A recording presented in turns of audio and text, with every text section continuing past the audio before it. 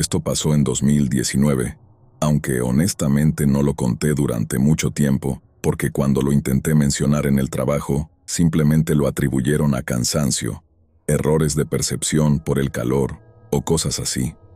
Yo en ese momento trabajaba como técnico de mantenimiento para una empresa subcontratada que hacía inspecciones en zonas mineras abandonadas en el desierto de Atacama, principalmente estructuras viejas, estaciones de bombeo, cosas que llevaban años sin uso pero que todavía estaban registradas como activos en observación. La mayoría de los viajes eran rutinarios, bastante aburridos incluso, largas horas manejando por caminos de tierra donde no ves absolutamente nada más que roca y polvo, con el cielo tan despejado que a veces se siente como si estuvieras demasiado expuesto, como si no hubiera ningún tipo de límite entre el mundo y el espacio. Ese viaje en particular era para revisar una estación antigua a unos kilómetros de una zona que los mapas internos de la empresa solo marcaban como Sector H17, aunque entre nosotros le decíamos simplemente la estación seca, porque llevaba años sin actividad hidráulica. Íbamos 2 personas, yo y otro técnico llamado Luis, alguien con más experiencia que yo, bastante tranquilo, de esos que no hablan mucho pero te da confianza porque parece que ya ha visto de todo. Salimos temprano desde la base en Calama, creo que eran alrededor de las 5 de la mañana, y la idea era llegar, hacer inspección visual, tomar fotos, revisar sensores que supuestamente aún transmitían datos mínimos, y volver antes del anochecer. Nada fuera de lo normal. El camino empezó normal, pero mientras más nos alejábamos de la carretera principal, más se sentía esa especie de silencio raro del desierto.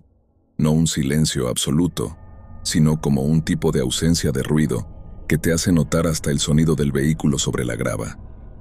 En un momento, a varias horas de viaje, Luis comentó algo que al principio no le di importancia. Dijo que el GPS del vehículo estaba mostrando una pequeña desviación en la ruta marcada, como si la carretera real no coincidiera del todo con la que aparecía en el sistema interno de la empresa. Pensamos que era un error de calibración o simplemente mapas desactualizados, algo común en esas zonas, así que seguimos sin darle mucha importancia. Pero recuerdo que en ese punto el paisaje empezó a sentirse diferente, no visualmente distinto, sino como si hubiéramos entrado en una especie de repetición del terreno, como si lleváramos rato viendo las mismas formaciones rocosas con pequeñas variaciones. Cuando llegamos al área donde debía estar la estación, lo primero que notamos fue que no había ninguna señal clara de infraestructura desde lejos. Normalmente en ese tipo de lugares puedes ver estructuras metálicas, torres, algún tipo de silueta industrial incluso en ruinas. Pero aquí solo había planicie, roca y un tipo de elevación baja que parecía completamente natural. Luis bajó del vehículo primero y revisó el mapa impreso que llevábamos como respaldo. Y fue ahí cuando dijo que algo no cuadraba, porque según las coordenadas exactas, deberíamos estar prácticamente encima de la estación. Pero no había nada. Seguimos avanzando a pie unos metros, y fue en ese momento cuando empezaron las cosas que no supe cómo explicar en el momento. No era algo evidente. No era como ver una estructura aparecer de la nada, sino detalles pequeños que no encajaban con lo que esperas de un desierto completamente abandonado. Por ejemplo, había marcas en el suelo que parecían huellas de vehículos pesados, pero demasiado superficiales, como si hubieran sido hechas hace poco pero sin haber alterado realmente la tierra debajo. También vimos restos de cables parcialmente enterrados que desaparecían bajo la arena sin conectarse a nada visible. Luis en ese punto empezó a ponerse más serio, y me acuerdo que dijo algo como que esas cosas no estaban en los registros antiguos del sitio, lo cual ya era extraño porque él conocía bastante bien los planos. Lo más inquietante no fue eso, sino el sonido.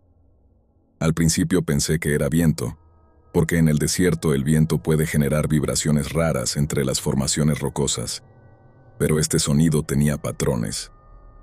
No era constante. Era algo que subía y bajaba como si alguien estuviera transmitiendo algo a través de interferencia, pero sin radio cerca. Sacamos el equipo portátil para escanear frecuencias, más por rutina que por otra cosa, Y ahí fue cuando el dispositivo empezó a captar señales débiles, extremadamente débiles, como fragmentos de comunicación que no tenían formato claro. No eran voces completas, eran cortes, como si alguien estuviera intentando hablar desde muy lejos o desde un sistema dañado. En ese punto, Luis decidió que debíamos volver al vehículo y reportar la anomalía como un fallo de ubicación del sitio. Pero cuando giramos para regresar, el terreno ya no se veía exactamente igual. No cambió de forma dramática, no había nada sobrenatural visible, pero las referencias que habíamos usado para orientarnos ya no estaban donde las dejamos. El vehículo seguía allí, sí, pero el ángulo del terreno alrededor parecía distinto, como si hubiéramos caminado en círculos sin darnos cuenta. Y fue entonces cuando vimos algo más lejos, entre la ligera distorsión del calor del suelo, una estructura, o algo que parecía una estructura, parcialmente enterrada, inclinada, como si hubiera colapsado hacia un lado. No debería haber estado ahí según ningún mapa, pero era demasiado grande para ser una formación natural. Lo extraño es que mientras más la mirábamos, más difícil era definir su forma exacta. A veces parecía una torre metálica, otras veces parecía simplemente un conjunto de columnas rotas. Y lo más incómodo era que no estaba completamente quieta visualmente. Había momentos en los que la luz hacía que pareciera que se corregía, como si no estuviera siendo vista correctamente. Luis no dijo nada durante varios segundos, lo cual era raro en él. Después simplemente dijo que no nos acercáramos más y que volviéramos al vehículo inmediatamente. Y lo hicimos, pero el problema real empezó cuando intentamos usar la radio del auto para reportar la ubicación. No había señal satelital, lo cual en esa zona no era tan raro, pero tampoco había ningún tipo de frecuencia estable. Solo ruido, como el mismo patrón intermitente que habíamos escuchado antes en el terreno abierto, solo que ahora dentro del vehículo. Mientras intentábamos alejarnos, noté algo que todavía hoy me cuesta explicar sin sonar exagerado. En el espejo lateral, por un instante, vi algo que no estaba delante del vehículo, sino detrás de nosotros, a bastante distancia. Una especie de silueta vertical, demasiado delgada para ser humana, demasiado alta para ser maquinaria común, que parecía estar alineada exactamente con nuestro recorrido. No estaba caminando, no estaba moviéndose de forma visible, pero cada vez que miraba el espejo parecía estar un poco más cerca, aunque cuando giraba la cabeza directamente, no había nada en esa posición. Luis aceleró en ese momento, y no hablamos durante el resto del trayecto de regreso. Solo cuando volvimos a la base y entregamos el reporte, la empresa decidió clasificarlo como error de registro de infraestructura, y nos dijeron que probablemente habíamos estado en la coordenada equivocada todo el tiempo. Pero lo extraño es que semanas después, revisé los mapas internos antiguos por mi cuenta, y el sector H17 sí estaba marcado en versiones anteriores de los registros, solo que en una actualización posterior simplemente desapareció del sistema, como si nunca hubiera existido. Hasta hoy no sé exactamente qué fue lo que vimos en ese lugar, pero sí sé que no era simplemente un error de GPS o una confusión de terreno. Y lo peor es que cuando vuelvo a mirar imágenes satelitales de esa zona, hay momentos en los que juro que puedo distinguir una ligera anomalía en el mismo punto, algo que no debería destacar en un desierto tan uniforme, pero que de alguna forma siempre parece estar ahí cuando sabes dónde mirar.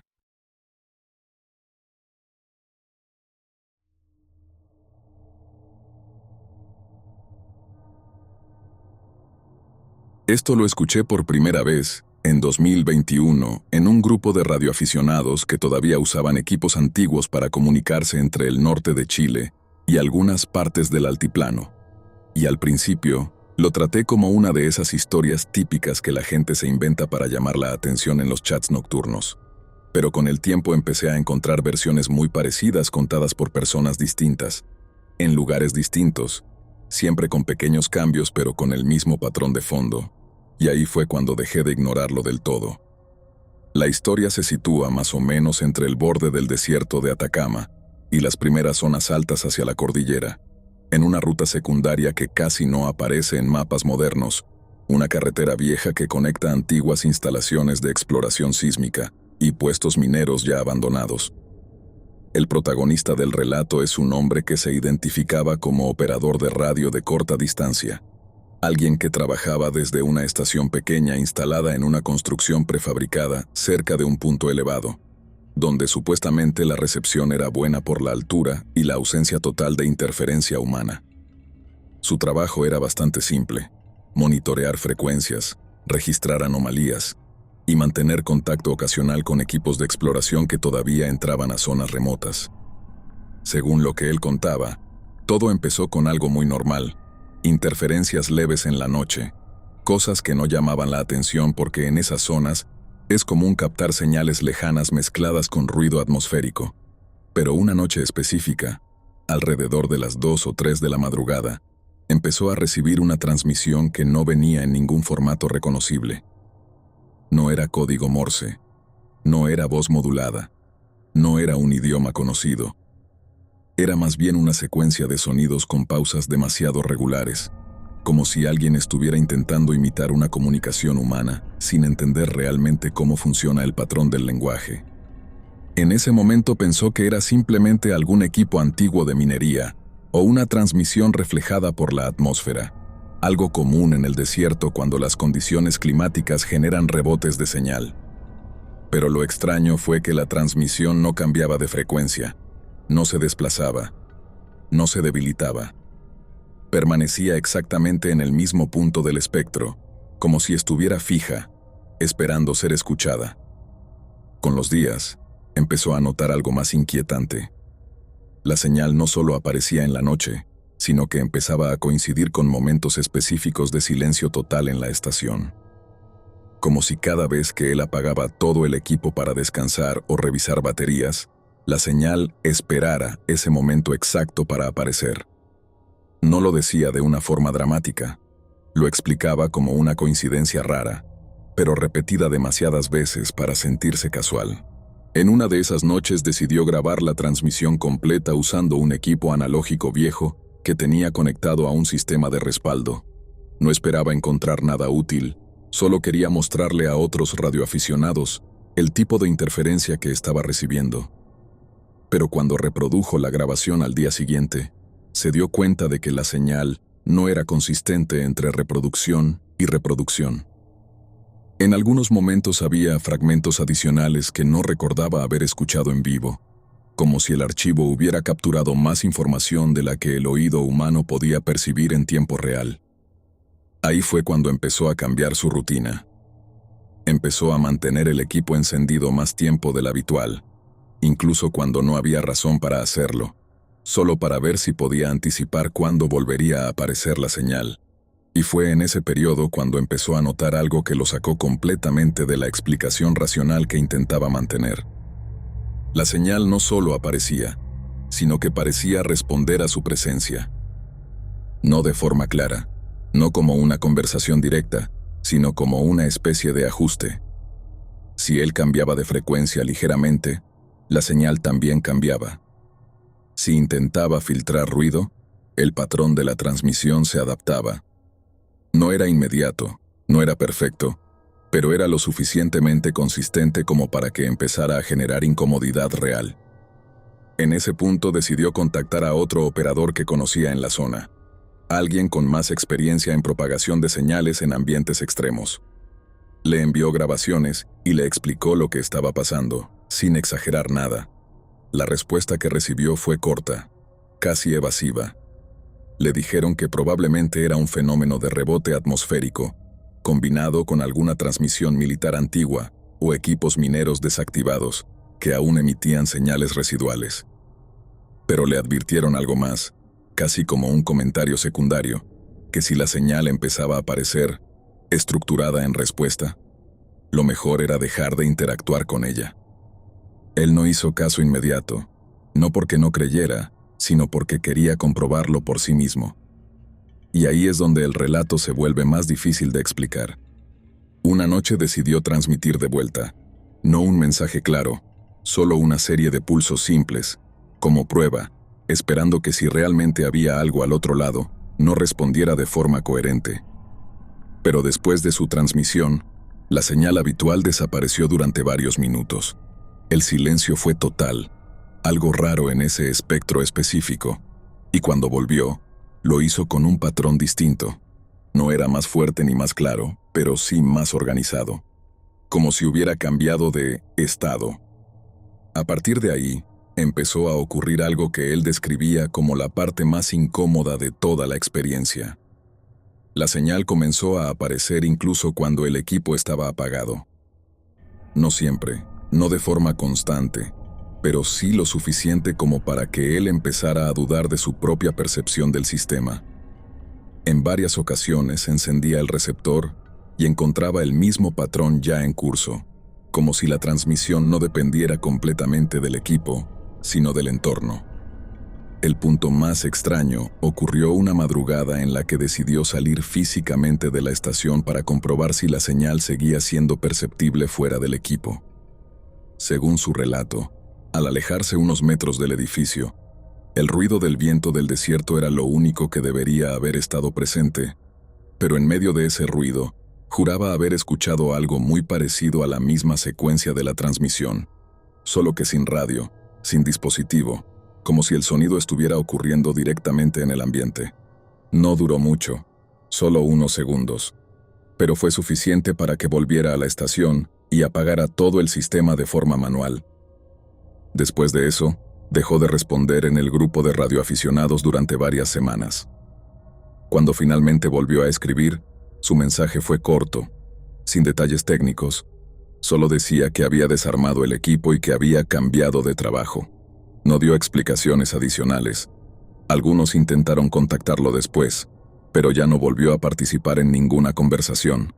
Lo extraño es que la frecuencia donde se registraba la señal sigue siendo conocida entre algunos operadores antiguos de la zona. No es algo que aparezca siempre, no es constante, pero de vez en cuando alguien reporta la misma secuencia, exactamente el mismo patrón, como si la transmisión no hubiera desaparecido del todo, solo hubiera dejado de necesitar a una sola persona para manifestarse. Y eso es lo que hace que esta historia siga circulando, porque no hay evidencia clara de qué era, ni de dónde venía, pero sí demasiadas coincidencias entre personas que no se conocen entre sí, todas describiendo algo que se comporta casi igual, como si el desierto no solo tuviera silencio, sino también algo que a veces responde cuando lo escuchas demasiado tiempo.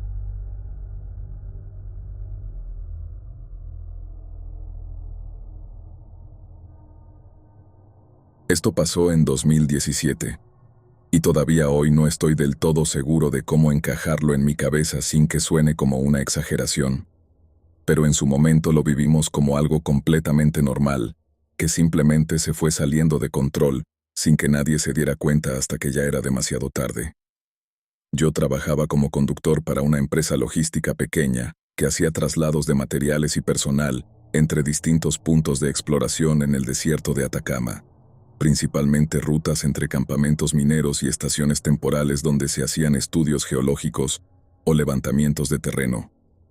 No era un trabajo peligroso en teoría, pero sí muy solitario, muchas horas manejando sin ver a nadie, con tramos enteros donde la señal del teléfono desaparecía por completo, y lo único que tienes es la carretera de tierra y el horizonte vacío. Ese día me asignaron una ruta un poco distinta a lo normal. Tenía que recoger a 2 personas en un punto intermedio, que no era realmente un campamento formal, sino más bien un punto de encuentro que la empresa usaba cuando no querían que ciertos equipos entraran a las instalaciones principales. No me explicaron mucho, solo me dieron coordenadas y me dijeron que era personal externo de apoyo técnico. Eso en sí no era raro. Pasaba seguido que contrataban gente por proyectos cortos y los movían de un lado a otro sin demasiada información. Lo único que me llamó la atención fue que me insistieron bastante en que no me desviara de la ruta marcada y que no intentara usar caminos alternativos, aunque el GPS lo sugiriera. Salí temprano, como a las 6 de la mañana, y el trayecto fue normal durante las primeras horas. El desierto en esa zona es engañoso porque todo se ve igual durante kilómetros, así que uno pierde fácilmente la noción de distancia. Recuerdo que alrededor de media mañana llegué al punto indicado y había un vehículo estacionado, una camioneta blanca sin marcas visibles, con 2 personas esperando al lado. No parecían trabajadores mineros ni técnicos de campo, más bien vestían ropa muy neutral, como si no quisieran destacar, y llevaban maletas pequeñas, nada de equipo pesado. Subieron al vehículo sin decir mucho, solo confirmaron que yo era el transporte asignado, y me dieron una ruta de regreso que ya estaba cargada en un dispositivo aparte, no en el GPS del vehículo. Desde el principio, el viaje de vuelta se sintió un poco extraño, no por algo sobrenatural, sino por pequeñas cosas que no encajaban con la logística habitual. Por ejemplo, no hablaban entre ellos casi nada, y cuando lo hacían, era en frases muy cortas, como si evitaran cualquier tipo de conversación que pudiera generar información innecesaria. Uno de ellos, el que iba en el asiento del copiloto, llevaba una carpeta con documentos impresos que no me dejaron ver. Pero en un momento en que el viento movió las hojas, pude ver palabras sueltas como códigos, coordenadas y algo que parecía una lista de nombres tachados. A mitad del trayecto hice una parada breve porque uno de los indicadores del vehículo marcaba sobrecalentamiento, algo que pasa bastante en el desierto. Fue ahí cuando noté que ellos se pusieron visiblemente tensos, no de forma agresiva, pero sí con una incomodidad clara, como si las paradas no fueran parte del plan. El copiloto bajó conmigo sin decir nada y revisó el exterior del vehículo de una forma muy rápida, casi automática, como si no le interesara el problema mecánico sino el entorno. Me preguntó cuánto tiempo íbamos a estar detenidos, y le dije que probablemente unos minutos, lo normal para que el motor bajara temperatura. En ese momento fue cuando vi algo que no me gustó del todo, aunque en ese instante todavía no sabía cómo interpretarlo.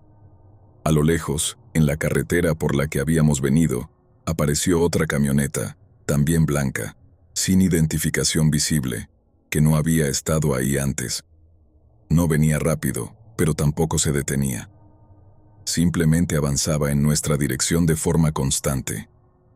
El copiloto la vio también, y lo único que hizo fue decirme que termináramos la revisión rápido y siguiéramos. No le di demasiada importancia en ese momento. Pensé que podía ser otro equipo de la misma empresa o alguna inspección paralela. Pero cuando volvimos a la carretera, la camioneta detrás de nosotros también empezó a seguirnos, manteniendo una distancia constante, que no era casualidad, pero tampoco lo suficientemente cercana como para considerarse una amenaza directa inmediata. Era como si estuvieran coordinados, no compitiendo por el mismo camino. Después de un rato noté que la ruta que me habían dado en el dispositivo secundario empezaba a desviarse ligeramente de la carretera principal, llevando hacia un camino secundario de tierra que no estaba en el GPS estándar. Ahí fue cuando el segundo pasajero, el que había hablado menos todo el tiempo, me dijo que ignorara el GPS del vehículo y siguiera únicamente el dispositivo que ellos me habían entregado. Lo dijo sin levantar la voz, sin tensión evidente, pero con una autoridad que no dejaba mucho espacio para discutir. Tomamos ese desvío y la sensación cambió bastante rápido. No en un sentido dramático, sino en el hecho de que dejamos de ver cualquier otro vehículo en el horizonte. El desierto volvió a estar completamente vacío, como si hubiéramos entrado en una ruta que no se cruzaba con nada más. Sin embargo, la otra camioneta también tomó el desvío detrás de nosotros, aunque nunca llegó a acercarse demasiado. En un punto del camino, el dispositivo que me habían dado empezó a perder señal intermitentemente, y ahí fue cuando empecé a escuchar parte de la conversación entre los dos pasajeros de una forma distinta, como si hubieran dejado de hablar de cosas operativas y empezaran a discutir algo que no me incluía directamente, pero que claramente estaba relacionado conmigo. No pude entender todo, pero sí frases sueltas como «no debió desviarse» y «el punto de entrega no era este». Fue ahí cuando empecé a darme cuenta de que tal vez yo no tenía toda la información del traslado. El tramo final fue el más extraño, no porque pasara algo evidente, sino porque todo empezó a sentirse demasiado controlado. La carretera terminaba en una especie de punto sin infraestructura visible, solo una zona amplia de tierra compactada con algunas marcas recientes de neumáticos. Nos hicieron detenernos ahí, y los dos pasajeros bajaron rápidamente, casi sin esperar a que el vehículo se detuviera por completo. La camioneta que nos seguía llegó minutos después y se detuvo a cierta distancia, sin acercarse. Uno de los hombres me pidió que me quedara dentro del vehículo, con las puertas cerradas, lo cual en ese momento me pareció absurdo, porque si todo era normal, no había razón para eso. Pero su tono no era negociable. Desde dentro vi cómo abrían la parte trasera de la camioneta blanca y empezaban a transferir las maletas rápidamente, sin hablar, con movimientos muy precisos, como si todo estuviera ensayado. En un momento, uno de ellos miró directamente hacia mí, no por casualidad, sino como si hubiera recordado de repente que yo estaba ahí. No hizo ningún gesto agresivo, solo sostuvo la mirada unos segundos y luego siguió con lo que estaba haciendo. Después de eso, simplemente me dijeron que podía irme. No dieron explicaciones, no firmé nada, no hubo conversación posterior. Solo me dieron la indicación de volver por la misma ruta y olvidar el desvío. La camioneta que los había seguido se quedó ahí, y cuando volví a mirar por el espejo retrovisor ya no había nadie detrás. Nunca reporté nada formalmente porque, siendo honesto, no tenía cómo explicar lo que había pasado sin que sonara como una mala interpretación de una logística normal. Pero con el tiempo empecé a pensar que no era un simple traslado de personal técnico. Había demasiadas cosas fuera de lugar, demasiadas rutas alternativas, demasiadas camionetas sin identificación y sobre todo demasiada coordinación para algo que supuestamente era rutinario. Hasta hoy no sé exactamente qué era lo que transportaban ni por qué ese punto en medio del desierto era tan importante, pero sí sé que ese tipo de trabajos en el Atacama no siempre son lo que parecen, y que a veces la parte más inquietante no es lo que ves, sino lo que nadie te explica desde el principio.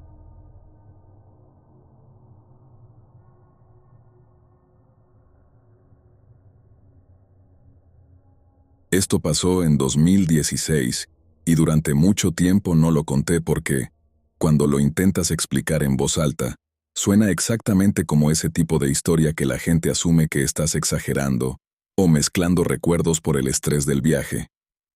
Yo en ese momento trabajaba en logística para una empresa que hacía transporte de mercancía y personal entre zonas fronterizas en el norte de Sudamérica, principalmente rutas que conectaban pequeños puestos de control, comunidades aisladas y campamentos temporales de empresas de exploración. No era un trabajo ilegal en sí, pero tampoco era el tipo de operación que se explicara con mucho detalle en reuniones abiertas. Todo era bastante funcional: documentos básicos, rutas asignadas, horarios aproximados y muchas horas de carretera o trocha en condiciones bastante impredecibles. Ese viaje en particular comenzó en un punto de carga cerca de una zona semiurbana que servía como transición entre la ciudad y la selva. No era un puerto formal ni una terminal oficial, más bien un terreno amplio con contenedores modificados como oficinas y una explanada de tierra donde llegaban camionetas y camiones ligeros. Me asignaron una ruta que iba hacia un punto conocido como Base Delta 3, aunque ese nombre nunca aparecía en mapas públicos, solo en los documentos internos de la empresa. La carga era simple en apariencia: 3 personas, 2 cajas selladas sin etiquetas visibles y un sobre con instrucciones que solo debía abrirse en caso de desviación de ruta. Lo primero que me llamó la atención fue que los 3 pasajeros no llegaron juntos. Uno apareció primero, luego otro unos 20 minutos después, y el último justo antes de salir. Ninguno parecía conocer a los otros, pero tampoco hicieron preguntas entre ellos. Vestían ropa normal, nada que los identificara como militares o técnicos, pero tenían esa forma de comportarse que te hace pensar que están acostumbrados a viajes largos en condiciones difíciles, como si no fuera su primera vez en ese tipo de trayecto. Salimos alrededor de las 7 de la mañana, aunque en esa zona la hora pierde un poco de sentido, porque la luz cambia muy poco durante el día, cuando estás cerca de selva densa. El primer tramo fue bastante normal, una carretera de tierra compactada que se iba deteriorando poco a poco mientras nos alejábamos de cualquier asentamiento visible. El silencio dentro del vehículo era extraño, no incómodo al principio, pero sí muy controlado. Nadie hablaba de más. Solo preguntas básicas sobre tiempo estimado o paradas necesarias. Después de unas 2 horas de viaje, empezamos a entrar en una zona donde la carretera se volvía más irregular y el entorno más cerrado. La selva no era completamente abierta, pero tampoco era densa al punto de bloquear la luz. Era como un punto intermedio donde los árboles dejaban pasar suficiente claridad, pero te quitaban completamente la referencia del horizonte. Fue ahí cuando empecé a notar que el GPS del vehículo empezaba a comportarse de forma irregular, no perdiendo señal del todo, pero sí mostrando pequeñas desviaciones en la ruta que no coincidían con el camino visible. Uno de los pasajeros, el que iba en el asiento delantero, sacó un dispositivo portátil que no pertenecía a la empresa. No era un teléfono común, ni un GPS estándar. Era una especie de terminal pequeño con pantalla monocromática que mostraba coordenadas en tiempo real y líneas de ruta más precisas que las del sistema del vehículo. No dijo nada al respecto, simplemente lo encendió y lo dejó sobre sus piernas como si fuera algo completamente normal. En ese punto el camino empezó a volverse más estrecho y las marcas de tránsito humano comenzaron a disminuir. No era un cambio abrupto, sino gradual, como si estuviéramos entrando en una ruta que se usaba menos y menos con cada kilómetro. Recuerdo que en un momento pasamos por una estructura abandonada, algo que parecía una antigua caseta de control o puesto de vigilancia, completamente cubierto por vegetación. Nadie reaccionó a eso, pero yo sí lo noté porque no estaba registrado en la ruta oficial. A mitad del trayecto hicimos una parada breve porque uno de los pasajeros dijo que necesitaba revisar algo del equipaje. Bajaron los tres al mismo tiempo, lo cual ya me pareció extraño porque no era necesario que todos se movieran para una sola caja. Me pidieron que permaneciera dentro del vehículo con el motor encendido. No lo dijeron de forma agresiva, pero sí con una claridad que no dejaba espacio para discusión. Mientras estaban afuera, pude ver que no estaban revisando solo las cajas, sino también el entorno inmediato, como si estuvieran verificando que no hubiera nada observándolos desde la vegetación. En ese momento escuché algo que no puedo ubicar con precisión en la memoria sin dudar de mí mismo. No fue un sonido fuerte ni claro, más bien como un ruido seco entre los árboles, como si algo pesado hubiera cambiado de posición a cierta distancia. No vi nada, y ellos tampoco reaccionaron de forma visible, pero la forma en que aceleraron la revisión cambió inmediatamente. Lo que antes era metódico se volvió rápido, casi mecánico. Cuando volvieron al vehículo no dijeron nada, pero el ambiente ya había cambiado. Nadie volvió a hablar durante un buen rato. El dispositivo del pasajero delantero seguía mostrando la ruta, pero ahora con una línea ligeramente diferente a la del GPS del vehículo, como si hubiera dos caminos posibles superpuestos y ninguno coincidiera completamente con el otro. Fue alrededor del mediodía cuando empezaron a aparecer los primeros puntos de interferencia en la comunicación. No perdimos completamente la señal, pero las transmisiones de la empresa se volvían cada vez más cortas y difíciles de entender. El conductor del vehículo, que hasta ese momento había estado en contacto ocasional con la base, dejó de responder después de varios intentos. Simplemente dijo que la radio estaba fallando y que continuaríamos con el plan alternativo. El problema es que nadie me había informado de ningún plan alternativo antes de salir, y fue en ese momento cuando uno de los pasajeros abrió finalmente el sobre que yo había recibido al inicio del viaje, el que solo debía usarse en caso de desviación de ruta. No lo hizo de forma dramática, simplemente lo abrió como si hubiera llegado el momento natural de hacerlo. Leyó el contenido en silencio durante unos segundos, lo guardó de nuevo y me dijo que debíamos cambiar la ruta hacia un punto que no estaba en el GPS del vehículo. No pregunté por qué. En ese tipo de trabajos, a veces es mejor no preguntar.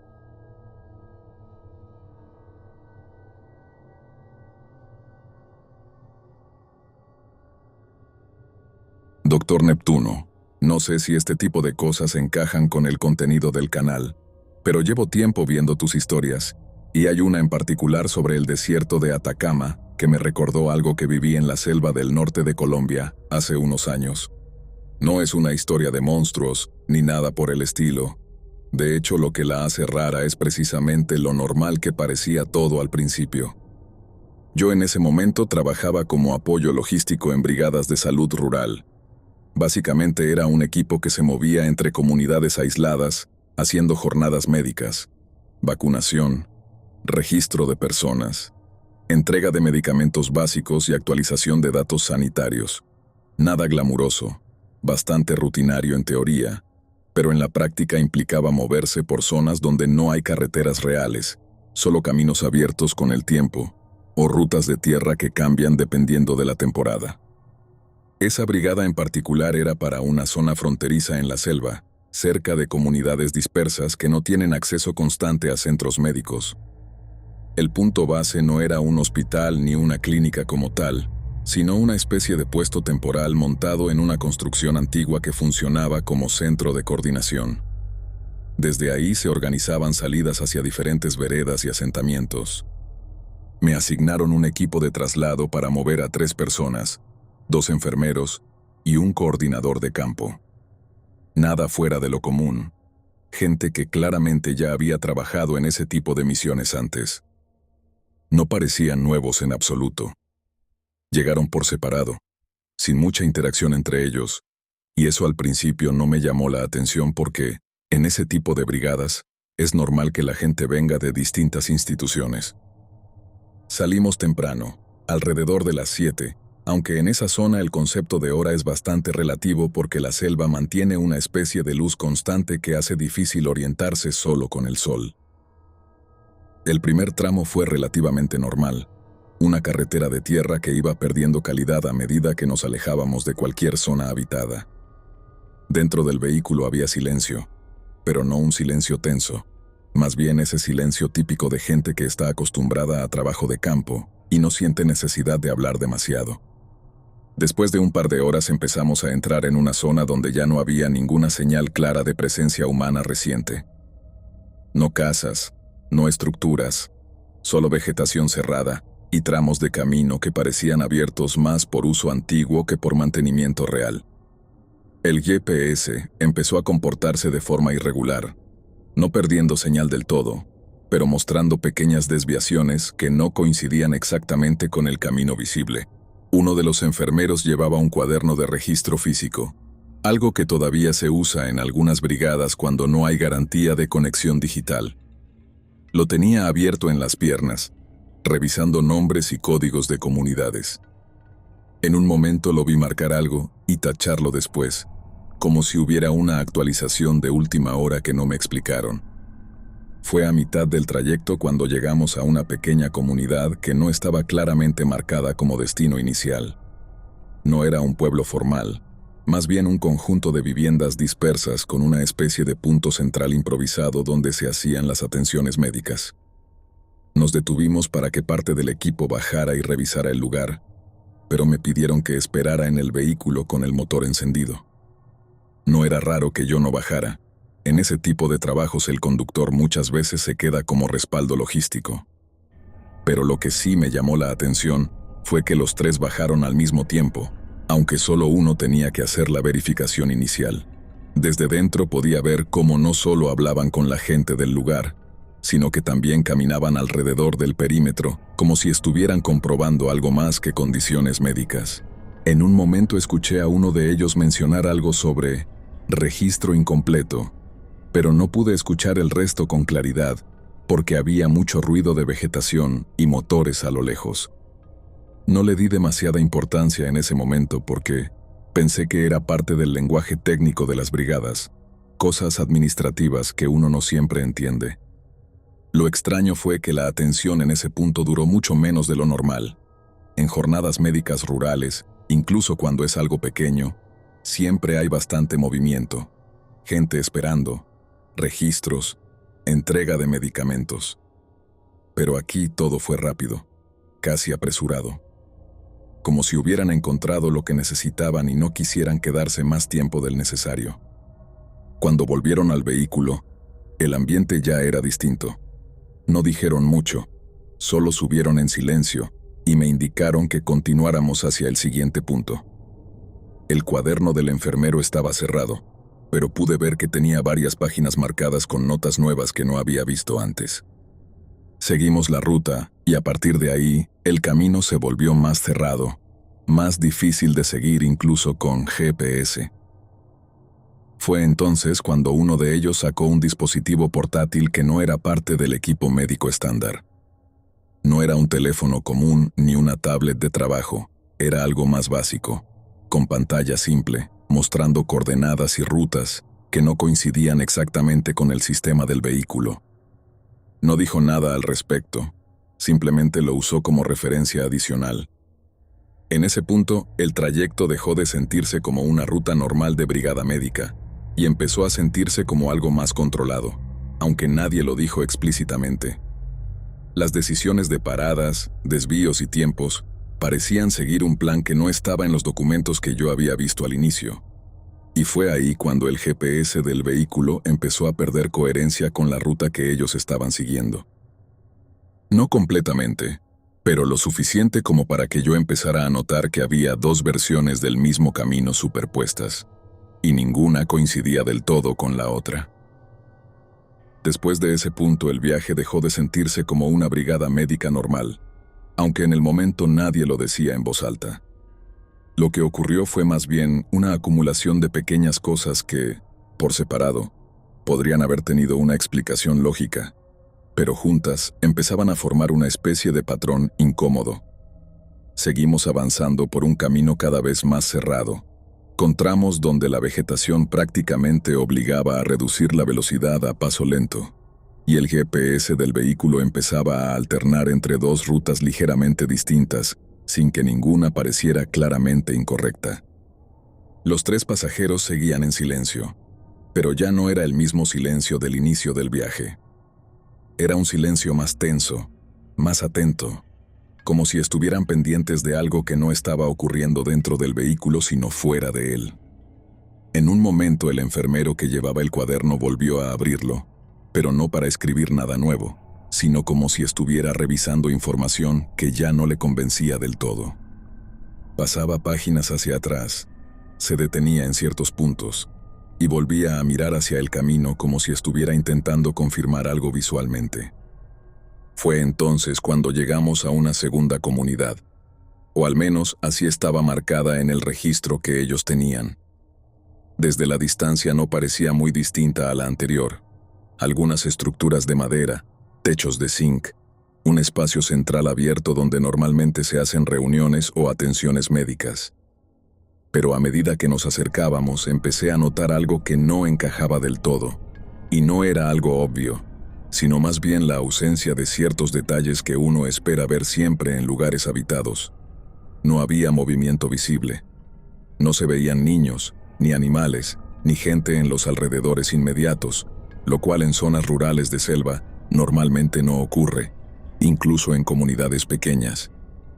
Nos detuvimos en el mismo punto de siempre, y nuevamente me pidieron que me quedara en el vehículo. Esta vez ya no lo sentí como una instrucción rutinaria, sino más bien como un protocolo rígido que no estaba abierto a discusión. Los tres bajaron casi al mismo tiempo, pero esta vez lo hicieron sin llevar el mismo ritmo coordinado de antes.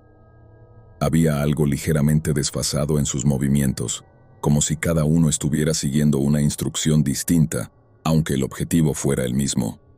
Desde el interior podía ver cómo se acercaban a las estructuras. No entraron inmediatamente. Primero hicieron algo que no tenía mucho sentido para una brigada médica. Caminaron alrededor del perímetro del lugar, observando, tomando notas, marcando puntos en un dispositivo que uno de ellos llevaba en la mano.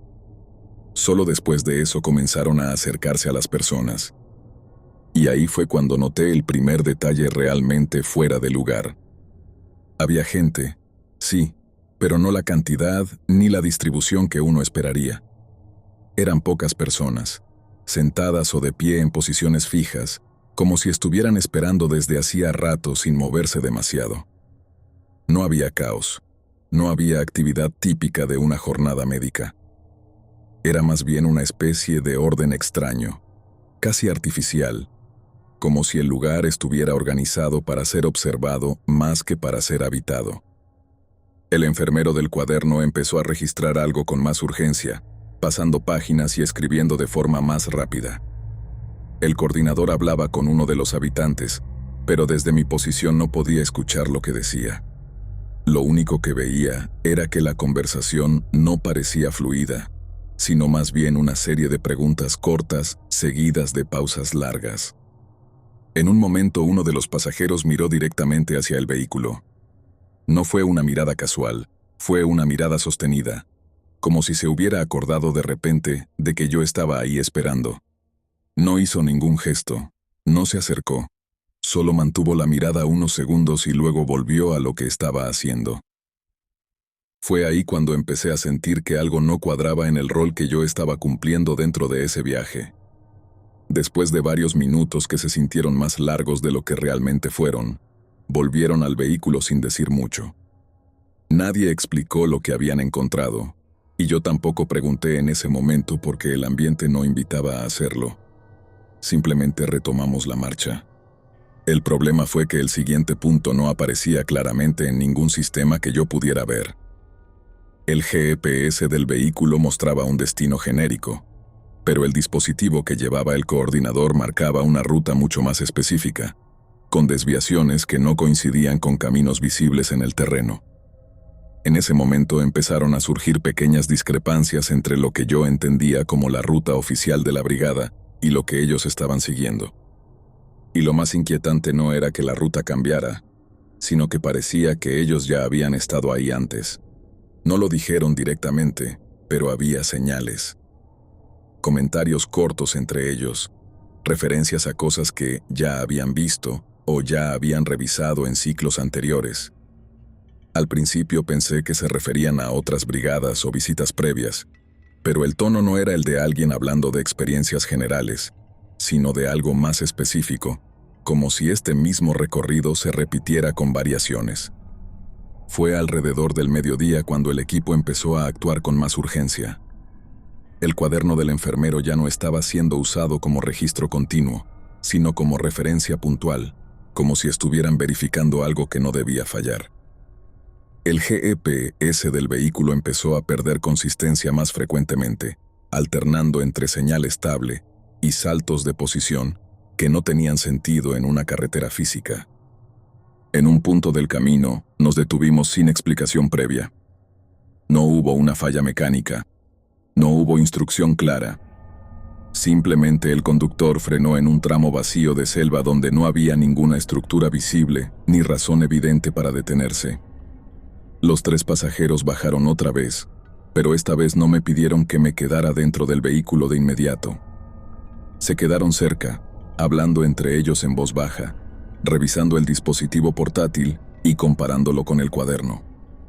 Fue entonces cuando escuché una frase que todavía recuerdo con bastante claridad, aunque no puedo asegurar el contexto completo. Uno de ellos dijo algo como: "Este punto no debería estar activo todavía".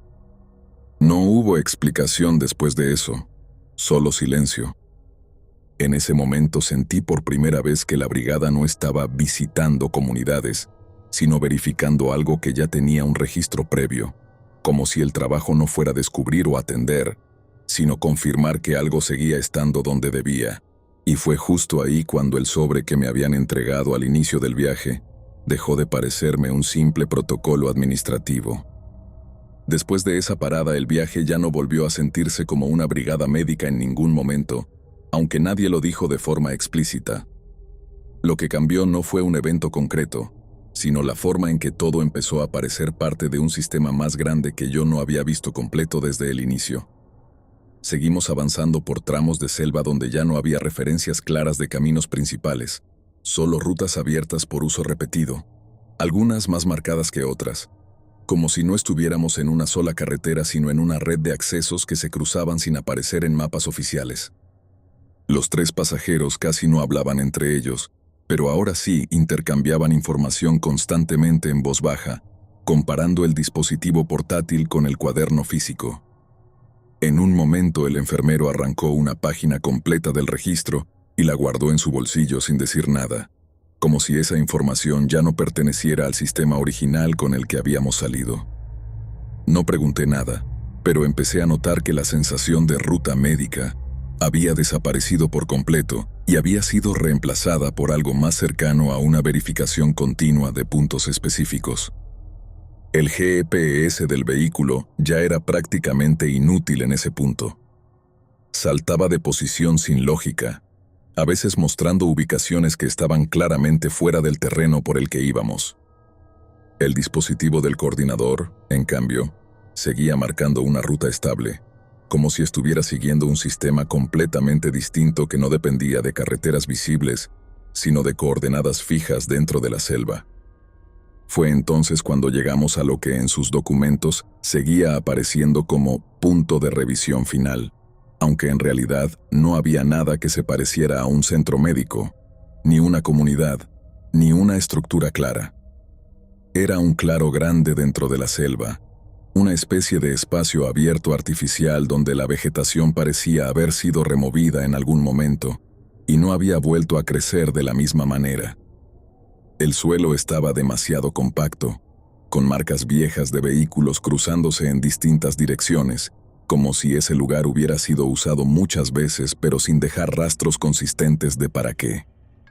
Nos detuvimos ahí, y esta vez sí me dijeron que no saliera del vehículo bajo ninguna circunstancia.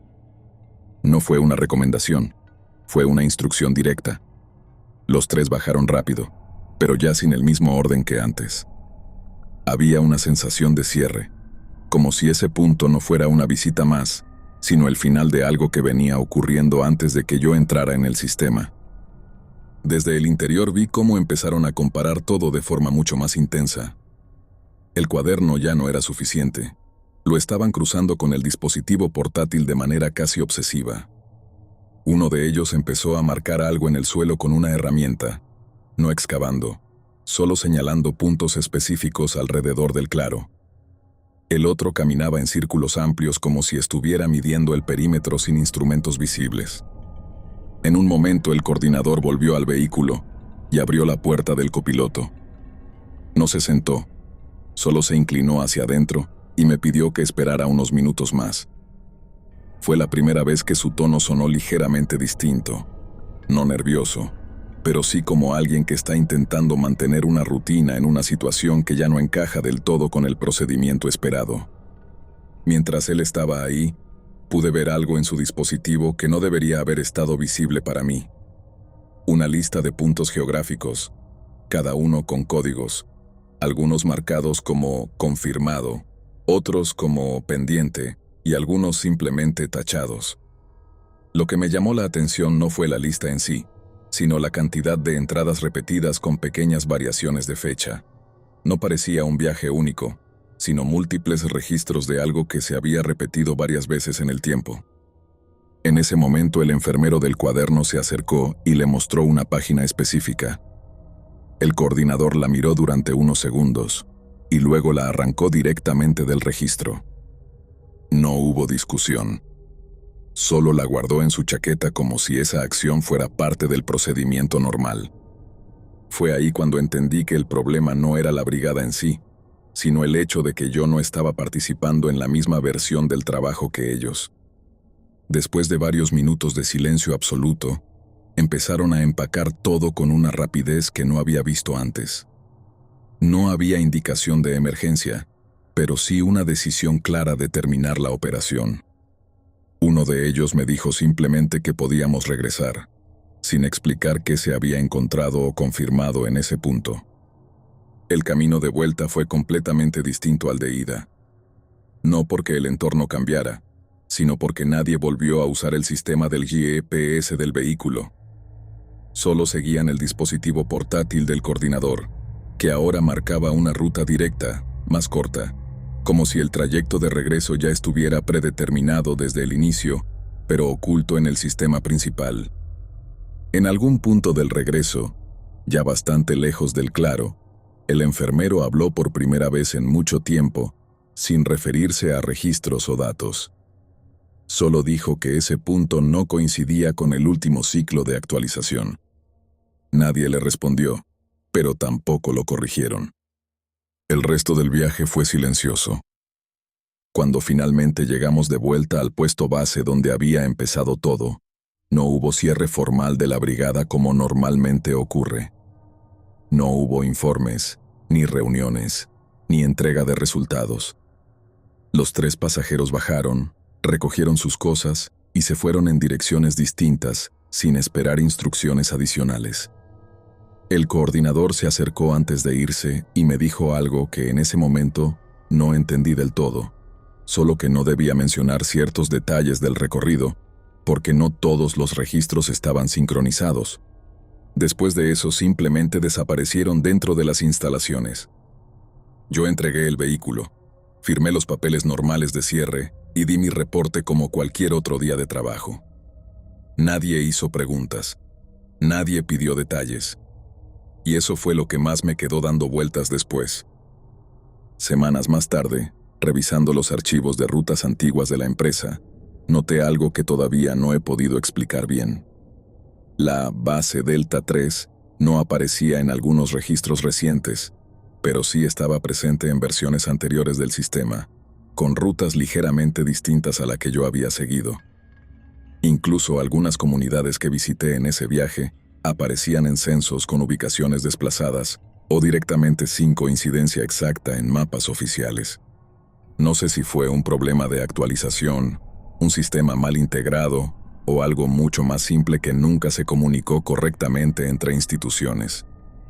Pero lo que sí sé es que ese tipo de brigadas no funcionan siempre como uno imagina desde afuera, y que a veces la parte más inquietante no es lo que ocurre en el terreno, sino la forma en que los registros cambian después, como si el recorrido nunca hubiera sido exactamente el mismo para todos los que estuvieron ahí. Hasta hoy no he vuelto a trabajar en algo similar. Y lo más extraño es que, de vez en cuando reviso mapas antiguos o bases de datos abiertas, todavía encuentro pequeñas discrepancias en esa zona específica de la selva, como si el recorrido no se hubiera cerrado del todo en los sistemas, aunque en la realidad ya nadie hable de él.